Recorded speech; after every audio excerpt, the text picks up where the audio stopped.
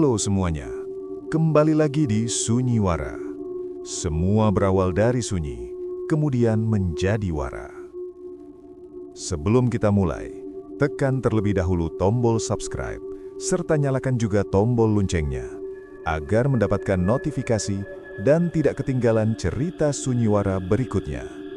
Dan juga, tekan tombol like, share video ini ke teman-teman kalian.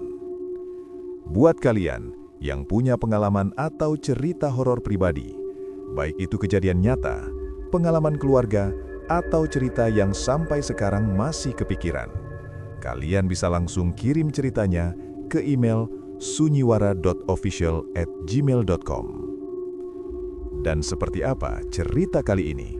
Mari kita mulai.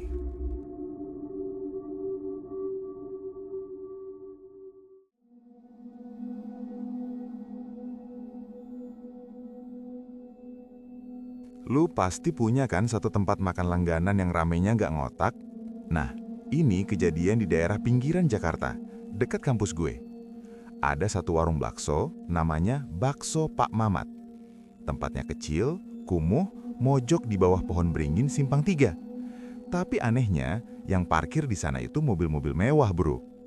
Gue sebagai anak kos yang duitnya pas-pasan, jelas penasaran. Awalnya gue mikir ini bakso viral biasa hasil review TikTok. Gue ajak temen gue, Bagas, buat nyobain makan di sana pas jam makan siang. Gilanya, antreannya udah kayak ular naga, panjang banget sampai ke bahu jalan. Dan yang bikin gue mulai ngerasa aneh, aroma kuahnya itu loh. Wanginya beda, bukan wangi kaldu sapi biasa, tapi wangi yang tajam banget. Bikin perut lu langsung keroncongan sakit saking laparnya. Pas kita dapat duduk, gue perhatiin orang-orang di sana makannya kayak kesetanan. Nggak ada yang ngobrol, semua nunduk, nyeruput kuah, ngunyah cepet-cepet kayak takut makanannya diambil orang. Tatapan mereka kosong, keringat bercucuran, tapi mulutnya nggak berhenti gerak. Gue nyenggol Bagas. Gas, lu ngerasa aneh nggak sih sama orang-orang ini? Bagas cuma geleng kepala, matanya udah fokus banget ngeliatin mangkuk orang di meja sebelah. Di situ gue sadar, ada yang nggak beres sama daya tarik warung ini. Akhirnya pesanan kita datang. 2 mangkuk bakso urat lengkap dengan tetelan. Asapnya ngebul, aromanya gila-gilaan nusuk hidung. Tanpa babi bu, gue langsung nyendok kuahnya. Dan, anjir, gue nggak lebay, tapi itu kuah bakso paling enak yang pernah gue cobain seumur hidup gue. Gurihnya itu nendang banget, ada rasa manis asin yang pas, dan dagingnya lembut parah. Gue sama Bagas langsung ikutan mode zombie kayak pengunjung lain. Kita makan lahap banget, nggak pakai ngomong. Rasanya kayak gue nggak mau berhenti nyuap. Bahkan pas baksonya udah habis, gue hampir aja mau jilat mangkuknya kalau nggak inget malu. Gue ngerasa kenyang, tapi di sisi lain gue ngerasa nagih banget. Selesai makan, gue keringetan parah. Badan gue rasanya panas tapi bukan pedes sambal. Panas yang aneh di punggung. Pas bayar, gue ngeliat Pak Mamat, si pemilik warung. Dia duduk di pojokan dekat kasir, nggak masak, nggak ngelayanin. Dia cuma duduk diam sambil komat kamit mainin cincin akik di jarinya yang gede banget. Matanya tajam ngeliatin setiap pengunjung yang keluar. Pas mata gue ketemu sama mata dia senyum tipis. Senyum yang bikin bulu kuduk gue berdiri sekepika. Gue buru-buru narik Bagas keluar dari sana. Seminggu setelah makan di sana, gue jadi sering kepikiran rasa bakso itu. Kayak orang sakau, gue pengen balik lagi. Kebetulan ibu gue nelpon, bilang kalau dia lagi main ke kosan gue dan pengen dibeliin makanan yang aneh-aneh. Gue langsung kepikiran bakso Pak Mamat. Wah, ibu pasti suka nih, pikir gue. Gue berangkat ke sana sore-sore. Rame kayak biasa. Gue pesen 1 porsi makan di tempat, karena gue nggak tahan pengen makan. Dan 1 porsi lagi dibungkus buat ibu.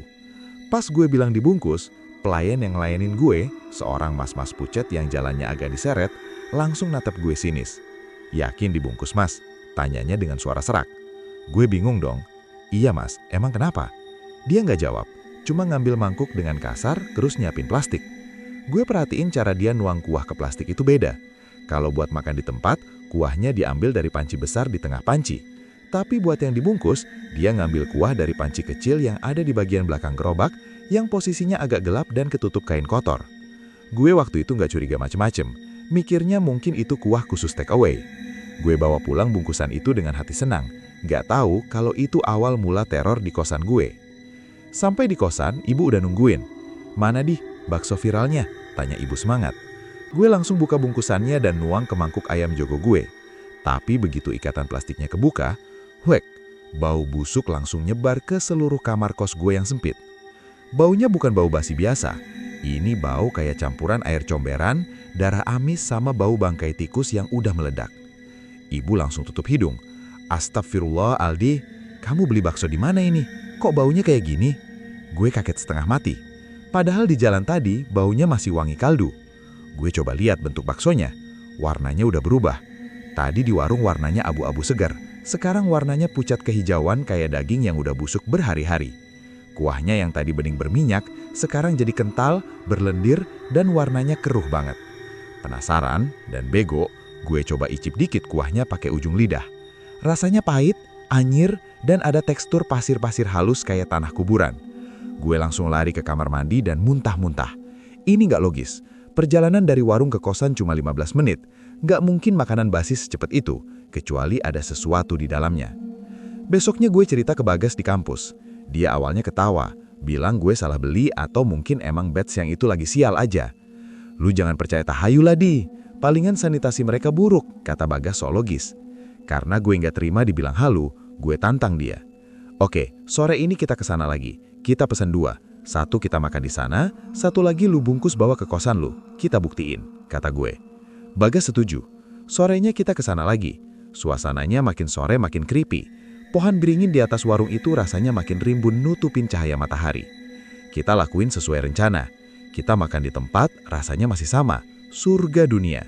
Enak banget sampai Bagas nambah tetelan. Terus kita pesan 1 bungkus buat dibawa Bagas. Di perjalanan pulang, Bagas naik motor sendiri, gue ngikutin dari belakang. Tiba-tiba di tengah jalan yang lurus, motor Bagas oleng parah kayak ada yang dorong. Dia ngerem mendadak di pinggir jalan, mukanya pucat. "Di," panggil dia gemeteran. "Kenapa Gas?" tanya gue panik. Bagas nunjuk bungkusan bakso yang digantung di hook motornya. Itu, plastiknya, gerak-gerak sendiri Di, kayak ada yang nendang dari dalam. Gue lihat plastiknya, diam aja. Tapi pas gue pegang, plastiknya panas banget. Kayak air mendidih baru diangkat, padahal udah jalan 20 menit. Malam itu setelah kejadian plastik bakso yang gerak sendiri, Bagas langsung buang bungkusan itu ke selokan, jauh dari kosannya. Dia ketakutan setengah mati. Gue pikir masalah selesai di situ. Ternyata salah besar. Tengah malam, sekitar jam 2 pagi, HP gue bunyi terus-terusan. Itu panggilan dari Bagas. Pas gue angkat, suaranya panik banget. "Di, tolongin gue Di. Perut gue sakit banget." Gue langsung lari ke kamar kos Bagas. Kebetulan kita satu gedung beda lantai. Pas gue dobrak pintunya, pemandangannya bikin gue mual. Bagas lagi ngegeletak di lantai dekat kasur, badannya kejang-kejang. Di sekelilingnya banyak muntahan. Tapi yang bikin gue merinding, muntahannya itu bukan sisa makanan. Warnanya hitam pekat kayak aspal cair. Dan di antara cairan hitam itu, ada beling atau pecahan kaca kecil-kecil yang bercampur darah. Gue panik. Gue mau bawa dia ke IGD, tapi pas gue papah dia berdiri, Bagas tiba-tiba nyekek leher gue kencang banget. Matanya melotot putih semua, terbalik ke atas, dan suaranya berubah jadi berat, kayak suara bapak-bapak tua yang lagi marah. "Jangan ganggu makan malam kami!" teriak Bagas dengan suara iblis itu. Gue bacain ayat kursi sebisanya sambil nepuk punggung dia, sampai akhirnya dia lemes dan pingsan. Malam itu gue sadar, kita udah berurusan sama kekuatan yang gak main-main, cuma gara-gara penasaran sama bakso. Besok paginya, Bagas udah sadar, tapi kondisinya lemes banget kayak orang tipus. Gue mutusin buat gak lapor polisi dulu, karena gak bakal ada yang percaya soal muntah beling itu. Gue inisiatif balik ke area sekitar warung Pak Mamat, tapi bukan buat makan. Gue mau cari info dari warga sekitar. Gue ketemu sama Nenek Ijah, penjual rokok ketengan yang lapaknya agak jauh dari Simpang 3 itu. Pas gue tanya soal Pak Mamat, Nenek Ijah langsung meludah ke tanah. "Cuy, jangan makan di situ lagi, Jang. Itu warung cari tumbal," bisik Nenek Ijah sambil ngelirik kanan kiri takut ada yang dengar. Nenek Ijah cerita, dulu Pak Mamat itu orang miskin yang gerobaknya sering digusur Satpol PP. Tiba-tiba 3 tahun lalu, dia hilang selama 40 hari. Pas balik, dia buka warung di bawah pohon beringin itu dan langsung rame gak masuk akal.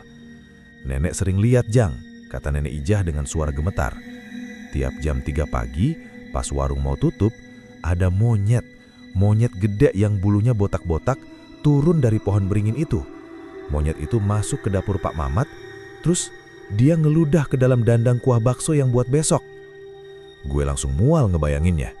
Jadi rasa gurih yang selama ini bikin gue nagih itu adalah air liur siluman monyet. Pantesan kalau dibawa pulang rasanya busuk, karena kekuatan sihirnya nggak ngikat di luar area pohon beringin itu. Berbekal cerita Nenek Ijah, rasa penasaran gue makin menjadi-jadi. Gue harus buktiin sendiri. Malam harinya gue ngajak Bagas, yang maksa ikut walau masih sakit, buat ngintai warung itu dari kejauhan. Kita sembunyi di balik tembok ruko kosong yang gelap, posisinya nyerong dari warung Pak Mamat. Waktu itu jam 11 malam, warung masih rame, tapi udah mulai beres-beres. Dari posisi ngintip, gue perhatiin gerak-gerik Pak Mamat. Bener kata gue di awal, dia nggak pernah masak, dia cuma duduk. Tapi pas warung udah sepi pengunjung, gue lihat dia jalan ke arah gerobak. Dia ngambil sebuah panci kecil dari laci bawah gerobak. Panci yang sama yang dipakai buat nuang kuah bungkusanku waktu itu. Dia bawa panci itu ke belakang warung, dekat sumur tua. Di sana dia kayak nyuci sesuatu di dalam panci itu.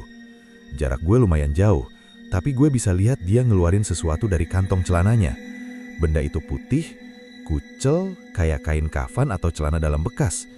Dia celupin benda itu ke dalam panci, terus dia peres airnya masuk ke dalam dandang utama. Bagas yang lihat itu langsung tutup mulut nahan muntah. "Anjir Di, itu celana dalam bekas mayat kali ya?" Bisik Bagas. Dugaan gue itu jimat utamanya. Pantesan orang yang makan di sana kayak kena hipnotis. Sambil nunggu makin malam buat buktiin omongan Nenek Ijah soal siluman, gue mulai merhatiin karyawan Pak Mamat. Ada 3 orang yang kerja di sana. 1 tukang cuci piring, 2 pelayan. Anehnya, selama 1 jam gue ngintip, gue nggak lihat mereka ngobrol satu sama lain. Mereka kerja cepet banget, robotik, dan mukanya datar tanpa ekspresi. Gue zoom pakai kamera HP gue buat lebih jelas. Pas gue lihat si tukang cuci piring, gue kaget. Matanya nggak kedip bro. Serius, matanya melotot terus sambil tangannya nyuci mangkuk di ember kotor yang airnya udah hitam banget, tapi nggak diganti-ganti. Terus kulit mereka itu pucetnya bukan pucet sakit, tapi pucet abu-abu kayak kulit orang yang udah meninggal sehari. Tiba-tiba gue ingat sesuatu. 2 bulan lalu, ada berita orang hilang di kecamatan sebelah. Namanya Mas Yanto, tukang ojek pengkolan. Gue ingat foto di poster orang hilang itu, ada tai lalat gede di pipi kiri. Gue zoom lagi ke arah pelayan yang lagi ngelap meja. Dek, pelayan itu punya tai lalat yang sama persis di pipi kiri. Bentuk wajahnya, postur tubuhnya, itu Mas Yanto, tapi tatapannya kosong. Apa mungkin karyawan-karyawan di sini itu bukan manusia hidup? Atau mereka adalah orang hilang yang jiwanya udah diambil dan raganya dijadiin budak Pak Mamat? Jam menunjukkan jam 2.45 pagi. Warung udah tutup total. Lampu depan udah dimatiin. Tinggal lampu remang-remang di area dapur belakang yang atapnya cuma pakai terpal. Ini momen penentuan. Gue sama Bagas mengendap-ngendap mendekat lewat semak-semak di belakang warung. Jantung gue deg-degan parah, takut ketahuan Pak Mamat. Pas kita udah cukup dekat, kita bisa lihat bayangan dari balik terpal itu. Ada sosok yang lagi berdiri di depan dandang kuah bakso yang gede banget itu. Sosok itu bukan Pak Mamat, bukan juga karyawannya. Sosok itu tinggi besar tapi bungkuk. Bulunya lebat banget kelihatan dari siluetnya. Tiba-tiba, sosok bungkuk itu nengok ke arah dandang. Gue dengar suara slurp, slurp, suara jilatan yang basah dan menjijikkan. Sosok itu lagi jilatin pinggiran dandang. Terus dia ngeluarin suara kayak orang mau buang dahak. Hoek, cuy. Dia bener-bener ngeludah ke dalam kuah itu. Bagas yang lihat itu langsung tutup mulut nahan muntah. Anjir Di, ini air liur monyet beneran ya? Bisik Bagas. Suara Bagas itu kasar banget. Gue ngolok dikit ke dalam semak, muka Bagas udah pucat sepucat mayat. Tapi yang bikin gue beku, tatapan Bagas kosong dan suaranya berubah jadi berat, kayak suara bapak-bapak tua yang lagi marah. "Jangan ganggu makan malam kami," teriak Bagas dengan suara iblis itu. Gue bacain ayat kursi sebisanya sambil nepuk punggung dia, sampai akhirnya dia lemes dan pingsan. Malam itu gue sadar, kita udah berurusan sama kekuatan yang gak main-main, cuma gara-gara penasaran sama bakso. Gue nggak pakai mikir panjang, gue langsung tarik kerah baju Bagas. "Lari gas, lari!" teriak gue. Kita berdua lari pontang-panting ninggalin semak-semak itu. Di belakang kita terdengar suara geraman yang berat banget, kayak suara singa tapi kecampur sama suara mesin diesel. Grrrr. Tanahnya bergetar tiap kali makhluk itu melangkah. Dum, dum, dum. Kita lari masuk ke ganggang tikus pemukiman warga buat ngehindarin jalan utama yang terang. Tapi sialnya, makhluk itu gesit banget. Gue bisa dengar suara napasnya yang menderu-deru tepat di belakang kuping gue. Baunya busuk banget, bau bangkai anyir yang bikin gue hampir pingsan sambil lari. Tiba-tiba, ada angin kenceng banget ngelewatin atas kepala gue. Swoosh! Ternyata, makhluk itu loncat ke atas atap rumah warga. Gue lihat ke atas, genteng-genteng rumah pada pecah keinjek kaki gedenya. Dia ngejar kita lewat atap. Kita lari sekuat tenaga sampai paru-paru rasanya mau meledak, menuju jalan raya yang masih ada lampu PJU-nya. Begitu kita nyampe di bawah lampu jalan yang terang, suara langkah di atap itu berhenti. Gue nangok ke belakang dengan napas ngos-ngosan. Di kegelapan gang yang kita lewatin tadi, sepasang mata merah itu masih nyala, ngeliatin kita dengan tatapan dendam. Dia nggak bisa keluar ke tempat terang. Kita selamat malam itu, tapi terornya baru aja nyempel. Sesampainya di kosan, gue sama Bagas langsung kunci pintu rangkap 3. Kita nggak tidur semalaman. Paginya, gue ngerasa badan gue demam tinggi banget. Tulang-tulang gue linu semua kayak abis digebukin orang sekampung. Tapi yang paling aneh adalah rasa laparnya. Perut gue perih melilit minta diisi, padahal gue masih mual ingat kejadian semalam. Ibu gue yang masih nginep di kosan bikinin bubur ayam hangat. "Makan dulu, Di, kamu pucet banget," kata ibu. Pas gue suap bubur itu, cuy, gue lepeh lagi. Rasanya kayak gue lagi makan tanah liat campur pasir, hambar dan bikin enak. Gue coba minum teh manis, rasanya kayak air got. Lidah gue mati rasa buat makanan manusia. Tiba-tiba, hidung gue nyium bau yang enak banget dari arah jendela. Wangi daging seger. Gue jalan sempoyongan ke jendela, lihat ke bawah. Kamar gue di lantai 2. Di selokan bawah, ada bangkai tikus got yang udah gepeng kelindes motor. Dan demi Tuhan, di mata gue saat itu, bangkai tikus itu kelihatan kayak steak daging wagyu yang paling lezat. Air liur gue netes deres banget. Gue hampir aja mau manjat jendela buat ngambil bangkai itu, kalau Bagas nggak masuk kamar dan nampar pipi gue. "Sadar, Di, itu setan yang bikin lu lapar," teriak Bagas. Gue nangis ketakutan. Gue mulai berubah. Bagas sadar kondisi gue udah nggak wajar. Dia langsung inisiatif bawa gue ke tempat kenalannya, Ustadz Faisal, yang rumahnya lumayan jauh dari daerah kampus. Sepanjang perjalanan di taksi online, gue gelisah banget, keringetan dingin, dan mata gue liar ngeliatin setiap kucing jalanan atau anjing liar yang lewat dengan tatapan lapar. Begitu sampai di rumah Ustadz Faisal, kejadian aneh langsung terjadi. Ustadz Faisal punya burung perkutut peliharaan di sangkar depan teras. Pas gue melangkah masuk pagar, burung itu tiba-tiba kalap, nabrak-nabrakin badannya ke jeruji sangkar sampai berdarah, terus mati kaku jatuh ke dasar sangkar. Ustadz Faisal keluar dengan muka tegang. Dia nggak nyalamin kita, tapi langsung nyipratin air doa ke muka gue. Biar. Rasanya kayak muka gue disiram air keras, panas banget. Gue teriak kesakitan sambil jatuh ke lantai. Dari mulut gue, keluar lagi cairan hitam kayak aspal, persis kayak yang dimuntahin Bagas waktu itu, tapi kali ini lebih banyak dan baunya lebih busuk. "Kalian habis main-main ke kandang macan," kata Ustadz Faisal sambil mijit tengkuk gue. "Ada saweran yang ngikut di badan anak ini. Dia udah nandain kamu sebagai calon pengganti pelayan warungnya." Setelah gue agak tenang dan dibersihin, Ustadz Faisal duduk di depan kita. Dia ngejelasin kalau bakso Pak Mamat itu pakai pesugihan jenis ludah genderowo dan pelaris pocong. Makhluk yang kita lihat itu adalah penjaga utamanya. Dan kenapa gue jadi kayak gini? Karena gue udah terlalu banyak makan energi negatif dari bakso itu, jadi jiwa gue perlahan mulai ditarik buat jadi salah satu karyawan zombie di sana. "Gimana cara nyembuhin teman saya, Pak Ustadz?" tanya Bagas putus asa. Ustadz Faisal ngehela napas panjang. "Satu-satunya cara adalah memutus perjanjiannya dari sumbernya. Warung kayak gitu biasanya punya pancer atau pusat kekuatan. Biasanya ditanam di tempat yang paling sering dilewatin atau dipakai. Ustadz Faisal menjamin mata, mencoba menerawang jarak jauh. Badannya agak gemeter. Tiba-tiba dia buka mata, napasnya berat. Ada di dapur, di bawah kompor dandang baksonya, ada ubin yang warnanya lebih gelap dan agak retak. Itu dia targetnya.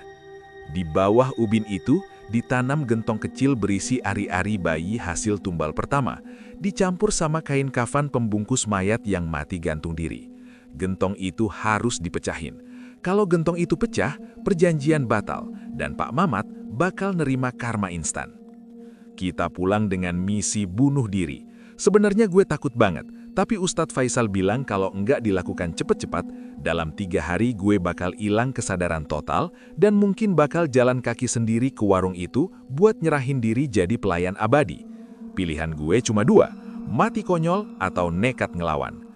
Kita nyusun rencana, kita nggak mungkin ke sana malam-malam karena penjagaannya, si genderowo lagi aktif-aktifnya. Waktu paling lemah buat makhluk gaib jenis itu adalah pas matahari lagi di atas kepala, alias jam 12 siang. Apalagi di hari Jumat, pas orang-orang lagi sholat Jumat. Biasanya warung Pak Mamat tutup sebentar pas jam sholat Jumat, walaupun Pak Mamat sendiri nggak pernah kelihatan sholat. Hari Jumat tiba, gue sama Bagas udah standby di semak-semak belakang warung, tempat kita ngintip dulu, sejak jam 11 siang. Gue bawa linggis kecil yang dipinjam dari kosan, Bagas bawa garam kasar yang udah didoain Ustadz Faisal. Jam 11.45, suara azan berkumandang. Warung sepi. Karyawan-karyawannya duduk bengong di pojokan depan. Tapi Pak Mamat, dia masuk ke dalam sebuah bilik kecil di samping dapur. Pintu dapur belakang kebuka sedikit. "Sekarang bisik Bagas. Jantung gue bedek bagar parah. Kita menyelinap masuk ke area dapur yang bau amis itu. Hawa panas langsung nyergap muka gue. Gue lihat kompor dandang bakso yang gedehnya minta ampun. Di bawahnya, bener aja, ada satu ubin yang warnanya lebih gelap dan agak retak. Itu dia targetnya. Gue langsung ngehajar ujung ubin itu pakai linggis. Tang! Suara besinya nyaring banget di dapur yang sunyi. Tapi anehnya, ubin itu kerasnya nggak masuk akal. Bukan kayak semen, tapi kayak gue lagi mukul baja. Tangan gue sampai kesemutan. "Cepetan, Dik, keburu bubar Jumatan," desak Bagas sambil ngawasin pintu. Gue coba congkel lagi sekuat tenaga. Krek! Ubinnya retak sedikit. Tapi begitu retak, dari celah retakannya itu keluar asap tipis warna merah marun. Dan yang bikin gue mau muntah, ubin itu mulai bergerak. Naik turun pelan, kayak dada orang yang lagi napas. Lantainya hidup, bro. Hawa di dapur yang tadinya panas biasa, tiba-tiba jadi panas kayak oven. Kulit gue rasanya kayak lagi dipanggang. Tiba-tiba, pintu bilik kecil tempat Pak Mamat istirahat terbuka pelan. Krrrr. Gue sama Bagas nengok kaget. Di sana, berdiri Pak Mamat. Dia nggak kaget, nggak marah, dan nggak teriak maling. Dia cuma senyum lebar. Lebar banget, sampai ujung bibirnya robek sedikit dan berdarah. Matanya hitam total tanpa putih. Tamu tadi undang, mau ikut jadi isian bakso juga. Suaranya berat, bergema, kayak ada 2 orang yang ngomong barengan dari dalam tenggorokannya. Di belakang Pak Mamat, 3 karyawan zombie tadi muncul tiba-tiba, ngeblokir jalan keluar kita. Kita kejebak. "Bagas, tahan mereka!" teriak gue sambil terus ngehajar ubin itu. Bagas langsung ngeluarin bungkusan garam kasar dari Ustadz Faisal. Pas karyawan-karyawan itu maju mau nangkap kita dengan tangan kaku mereka, Bagas nyebar garam itu ke muka mereka. Biar. Reaksinya gila banget. Kulit muka mereka yang kena garam langsung melepuh, berasap, dan meleleh kayak lilin kena api. Mereka ngejerit, tapi jeritannya bukan suara manusia, melainkan suara lengkingan binatang kejepit. Bau daging gosong langsung menuhin ruangan. Pak Mamat yang lihat itu marah besar. Dia ngeraung, dan badannya tiba-tiba membesar. Bajunya robek, otot-ototnya nonjol keluar, dan kulitnya berubah jadi hitam berbulu. Dia mulai berubah jadi wujud aslinya, atau wujud tuannya. Gue nggak peduli, gue fokus ke ubin. Gue baca ayat kursi sekeras-kerasnya sambil ngehajar ubin itu lagi. Brak! Pecah. Ubinnya hancur. Di dalam tanah yang becek dan berlendir darah itu, gue lihat sebuah gentong tanah liat kecil yang dililit kain kafan kucel. Gentong itu bergetar hebat, kayak ada jantung yang berdetak kencang di dalamnya. Pak Mamat yang lagi nyekek leher Bagas langsung nengok ke gue dengan tatapan panik. "Jangan disentuh bocah sialan," teriaknya menggelegar. Gue nggak ngasih ampun. Gue angkat linggis gue tinggi-tinggi. "Mati lu setan!" teriak gue. Prang! Gue tusuk gentong itu tepat di tengahnya. Gentong itu pecah berkeping-keping. Begitu pecah, ledakan energi yang dahsyat banget ngelempar gue sampai nablak tembok belakang. Duar! Dari pecahan gentong itu, muncrat cairan kental bau anyir campur nanah. Dan keluar gumpalan daging hitam yang ternyata adalah ari-ari kering yang udah busuk. Terdengar suara teriakan melengking yang bikin kuping berdenging. Hii! Suara itu datang dari segala arah. Dari tembok, dari lantai, dari atap. Dapur itu langsung gelap gulita, padahal siang bolong. Angin puting beliung kecil muncul di tengah ruangan, ngancurin panci-panci dan dandang bakso. Kuah bakso panas tumpah kemana-mana. Gue lihat Pak Mamat melepaskan cengkeramannya dari Bagas. Dia megangin dadanya sendiri, jatuh berlutut, dan muntah darah seember. "Ampun, Nyai, ampun, saya belum selesai." Rintih Pak Mamat ke arah pojok ruangan yang kosong. Perjanjiannya batal, pelindungnya hilang. Sekarang giliran penagihnya yang datang. Apa yang terjadi selanjutnya benar-benar mimpi buruk yang gak bakal gue lupain. Dari asap hitam bekas pecahan gentong itu, muncul tangan-tangan gaib yang jumlahnya puluhan. Tangan-tangan itu hitam, berbulu, dan berkuku panjang. Mereka ngerumunin Pak Mamat. Pak Mamat ditarik-tarik, kulitnya ditarik sampai ngelupas dari dagingnya. Dia teriak minta tolong, tapi suaranya hilang kejepit di tenggorokannya. Tiba-tiba, sosok genderuwo yang dulu gue lihat di belakang warung muncul secara nyata. Tapi kali ini dia nggak patuh sama Pak Mamat. Makhluk itu nangkap kepala Pak Mamat pakai satu tangan gedenya. Terus, krek, dia muter kepala Pak Mamat sampai madep belakang. Tubuh Pak Mamat kejang-kejang sebentar, terus ambruk kaku. Tapi matanya masih melotot natap gue, penuh ketakutan abadi. Karyawan-karyawan zombie tadi juga langsung jatuh kayak boneka yang tali-talinya diputus. Mereka berubah jadi mayat kering seketika. Api mulai nyala dari kompor yang terguling, ngebakar terpal atap dapur. "Ayo cabut, Di, warungnya mau rubuh." Bagas narik tangan gue. Kita lari keluar lewat pintu belakang tepat saat api mulai ngegedean ngelahap bangunan dosa itu. Kita berhasil kabur lewat semak-semak sebelum warga berdatangan karena lihat asap kebakaran. Besoknya, berita heboh. Warung bakso viral terbakar. Pemilik ditemukan tewas mengerikan.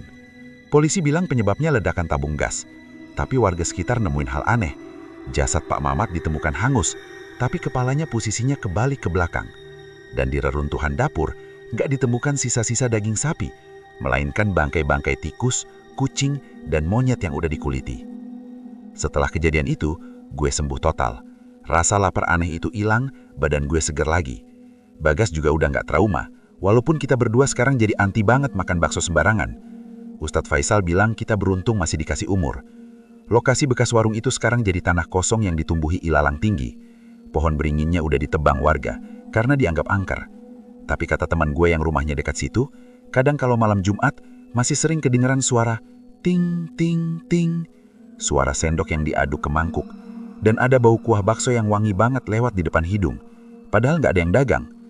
Jadi pesan gue buat kalian semua sobat horor, kalau nemu makanan yang rasanya terlalu enak dan bikin nagih nggak wajar, apalagi tempatnya kotor tapi ramai mobil mewah, mending hati-hati. Jangan sampai suapan berikutnya adalah daging kalian sendiri yang dimakan makhluk lain.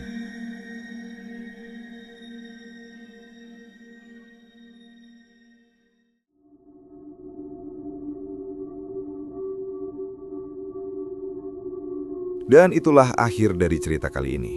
Menurut kalian gimana? Kalau kalian ngerasa cerita ini nggak cuma sekedar serem, tapi juga ninggalin rasa aneh, rasa kayak ada yang merhatiin dari kejauhan, maka mungkin kalian bukan satu-satunya yang dengar cerita ini malam ini. Sekali lagi aku ingetin, kalau kalian punya pengalaman horor atau cerita yang sampai sekarang masih kalian simpan sendiri, kalian bisa kirimkan ke email sunyiwara.official@gmail.com. Karena di Sunyiwara, semua berawal dari sunyi, kemudian menjadi wara. Aku pamit, sampai ketemu di cerita Sunyiwara berikutnya. Dan ingat, kalau malam makin sunyi, belum tentu kalian benar-benar sendiri.